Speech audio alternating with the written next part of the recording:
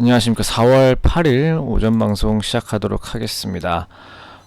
미국 증시가 신고가 이후 매물 장세가 지속이 되고 있습니다.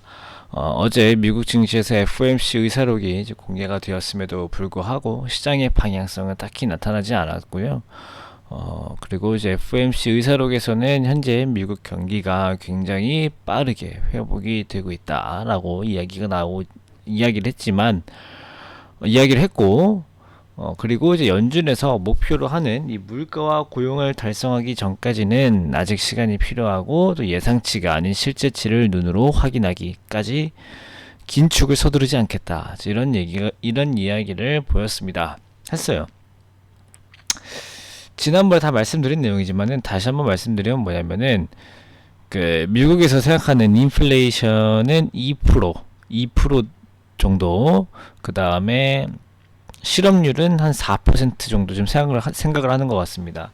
근데 지금 뭐 기대 인플레이션이 뭐 2%가 넘는다라고 하지만은 연준에서는 기대 인플레이션 말고 실제 인플레이션이 2%가 되면 그때 이야기하자, 이런 이야기입니다.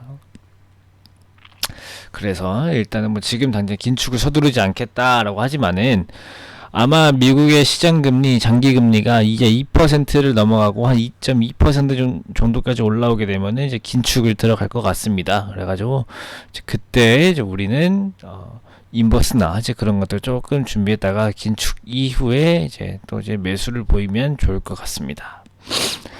그리고 바이든 대통령이 법인세 인상 수준에 대해서 어느 정도 양보할 것 같습니다. 지난번에 이제 21% 법인세를 28%로 올릴 것이다, 이렇게 이야기를 했었는데 그 폭을 조금은 낮출 것 같습니다. 가지고 거기에 빅테크 기업들이 잠시 강세를 보이기도 했는데 전반적으로는 매물 추례가 이어졌습니다. 이제 그러면서 기술주 역시 FA, NG, 팡 종목들만 상승을 하고 나머지들은 하락했다, 이렇게 보시면 좋을 것 같고요. 그리고 오늘 우리나라 옵션 만기일입니다. 그리고 이제 우리 증시가 뚜렷한 방향성이 없었고 야간 시장에서는 이제 조금 하락을 좀 했습니다. 그래서 이제 결론부터 말씀드리면 오늘 우리나라 증시 조금 빠질 수가 있어요. 조금 빠질 수가 있는데 이제 그 이유가 뭐냐? 첫 번째, 어제 달러 강세 때문에 최근에 5일 동안 매수했던 외국인이 매도로 바뀔 수가 있습니다. 그리고 특히 오늘 옵션 만기일에 외국인 수급이 중요한 날이라서 이제 외국인에 의한 하락이 좀 나타날 수도 있고, 그 다음에 우리나라 증시가 요즘에 뭐 방향성이 크게 없는 것 같다라고 하지만은 3,000포인트에서 3,150포인트까지 은근슬쩍 많이 올라왔습니다. 그래서 거기에 대한 차익 매물 좀 이어지면서 조금 조정 나올 수 있고요. 한 1% 안쪽에서 좀 조정 나올 수 있을 것 같고, 다만 좀 요즘에 많이 상승했던 코스피 소형주에서 매물이 좀 많이 빠질 것 같아요. 또 제 생각과 틀리게 대형주들은 오르고 코스피 소형주, 그러니까 코스닥 아니에요.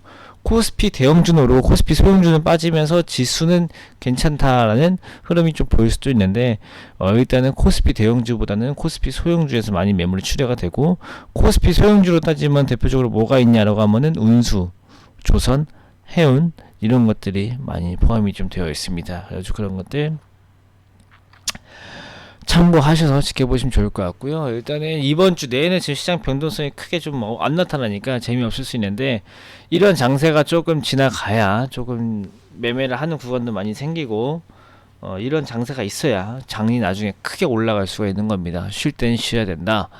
그 다음에 지금은 이제 이슈가 부족하고 실적 시즌으로만 넘어가는 상황이기 때문에 이 실적 시즌에 대한 리밸런싱 좀 나타나는 구간이라서 어느 정도 인내심이 좀 필요한 구간이다, 이렇게 보시면 좋을 것 같아요. 네, 그래서 오늘 오전 브리핑을 여기서 마치고 저는 이따 오후 때 뵙겠습니다. 감사합니다.